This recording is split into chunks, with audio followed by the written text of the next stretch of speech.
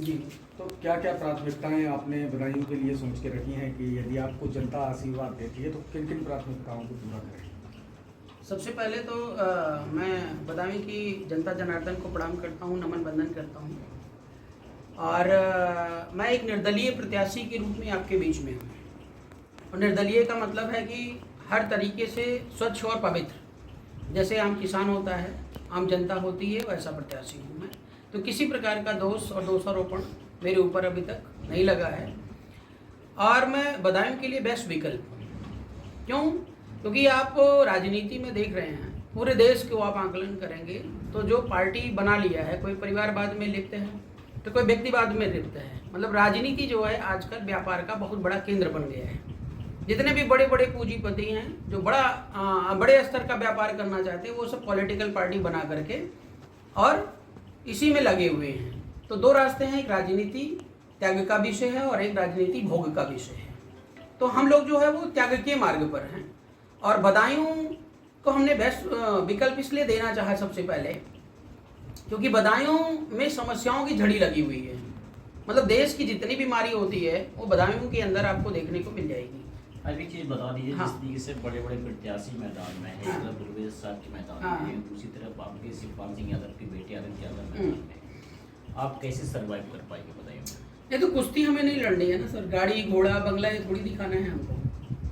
सारे जो प्रत्याशी हैं वो सब एक जनता के नज़रों में एक समान होनी चाहिए और जनता उनकी क्वालिटी का आकलन करे, उनके बैकग्राउंड को देखे।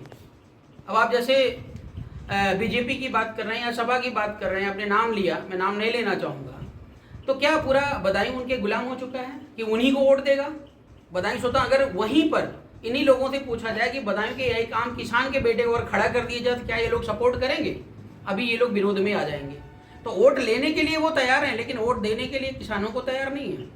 और हम पूरी डेडिकेशन के साथ लगे हुए हैं। हाँ बताएं। वो बदायूं का जो चुनावी मुकाबला है वो बाहरी बनाम घरेलू हो गया है क्योंकि दो प्रत्याशी हैं, एक बसपा से मुस्लिम खां हैं, वो भी बदायूं से बिलोंग करते हैं। इसके अलावा बीजेपी के ध्रुवजय साक्य हैं, वो भी दातागंज से बिलोंग करते हैं। तो आप चूंकि बदायूं गृह जनपद को बिलोंग नहीं करते हैं तो किस तरीके से जनता का देखिए क्या है, जनता को अपनी सोच बदलनी पड़ेगी सर। हर चीज घर के अंदर पैदा नहीं होती। हमने दिल्ली को देखा, बाहरी सब चीज़ों को देखा और मैंने अमीरी भी देखी, गरीबी भी देखी। हर क्वालिटी मेरे को पता है। अगर हमें बदायूं को चमकाना है तो वो सोच के व्यक्ति को लाना पड़ेगा। अब आप सोचिए कि जो है हम तबेले में रहने वाले व्यक्ति को विधायक सांसद बना दें तो अगर तबेले के बाहर वो नहीं निकला है तो वो बदायूं का विकास तबेले से बाहर होकर के कैसे करेगा?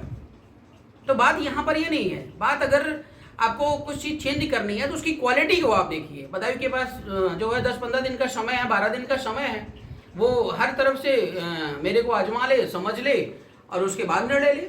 और मेरा बैकग्राउंड भी देख ले। पिछले 8 से 10 सालों से मैं बदायूं की सेवा में 24/7 समर्पित रहता हूं और न जाने कितनी समस्याओं का समाधान मैंने अपने स्तर पर किया। लेकिन अब राजनीति में आना वो हमारी मजबूरी इसलिए बन गई है क्योंकि ये बड़े लेवल की समस्याओं का समाधान राजनीति से ही